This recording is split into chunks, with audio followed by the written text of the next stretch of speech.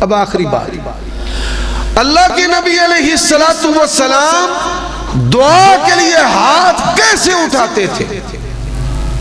ہم بھی اس غفلت کا شکار ہیں۔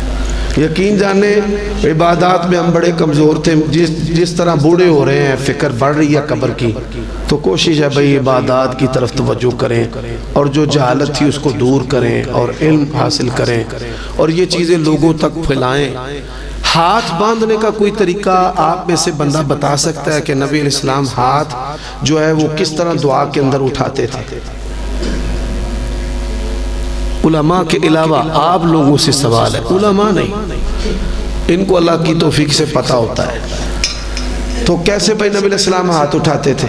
کس کوئی بندہ بتا سکتا ہے؟ ماشاءاللہ بڑی اچھی بات ہے، آپ نے قریب قریب بتایا ہے، ایگزیکٹ نہیں لیکن اچھی کوشش ہے، قریب قریب بتایا ہے، بڑی اچھی بات ہے۔ سنیں، صحابہ کرام نے بتایا کہ اللہ کے نبی جب ہاتھ اٹھا کر دعا کرتے تو یہ بغلیں جسم سے جدا ہوتی تھی، ایسے نہیں، ایسے، اور یہ جو ہاتھوں کی ہتھیلیاں جڑی ہوتی تھی، اور آپ کی جو نگاہیں ہیں ان ہتھیلیوں بطون کفے میں، نبی علیہ السلام کی جو نگاہ ہے بطون کفے یعنی ایسے، آنکھیں کدھر ہونی چاہیے؟ ہتھیلی، اور ہتھیلیاں کس کے سامنے ہونی چاہیے؟ منہ کے سامنے، ایسے، یہ الگ ہونی چاہیے، یہ الگ، ایسے نہیں، ایسے نہیں، ایسے نہیں۔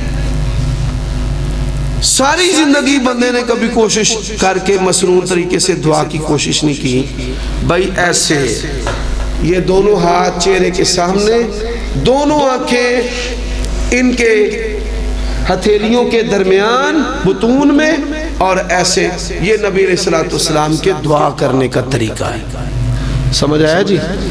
اور دعا کو بھی ہم نے کان سے پکڑ کر باہر نکال دیا۔ 50 کے قریب رسول اللہ کی سنتیں مردہ ہو گئی اور اہل حدیث کے جیتے جیتے ہو گئی۔ چلو اجتماعی دعا نہیں، میں بھی مانتا ہوں، وہ انفرادی تو ہے نا، انفرادی نماز کے بعد قبولیت کا وقت ہے، آپ انفرادی بھی نہیں کرتے، اس کا نقصان کیا ہوا ہے؟ 40 کے قریب دعا کی قبولیت کے اوقات اور جگہ جو پتہ ہی نہیں، کنی ہے؟ 40 حدیثہ دے گئی ہیں نا۔ پھر اللہ کے نبی صلی اللہ علیہ وسلم سب سے زیادہ کون سی دعا پڑھتے تھے، کن کلمات کے ساتھ رسول اللہ دعا شروع کرتے تھے، اس کا بھی نہیں پتا۔ یہ بھی بڑا نقصان ہو گیا۔ تو اس کی طرف آئیں علماء، میں نے ایک کوشش کی ہے کہ نماز کی جو مردہ سنتے ہیں ان کو زندہ کریں۔ مثال میں نے دعائیں یاد کی ہیں، اللہم لک الحمد ملء السماوات، رکوع کے بعد کھڑے ہو کر رسول اللہ کیا پڑھتے تھے؟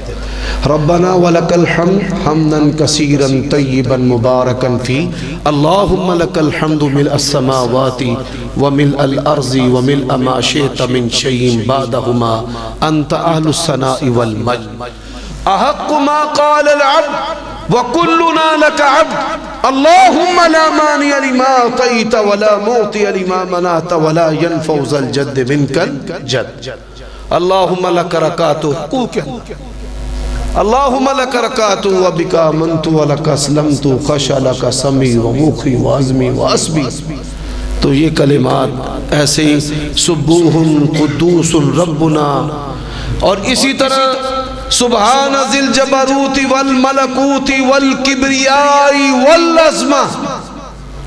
تو یہ جو کلمات ہیں یہ سنتیں چھوٹ چکی ہیں، علماء کا کام ہے ان پر عمل کرنا، ان کو زندہ کرنا، ان کو نشر کرنا۔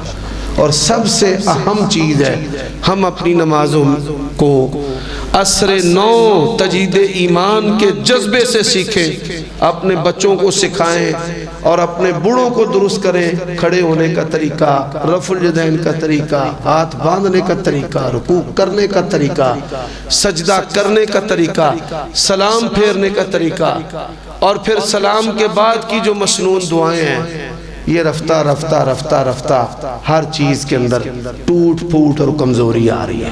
اللہ سے دعا ہے درود کے بعد، تشہد کے بعد درود کے بعد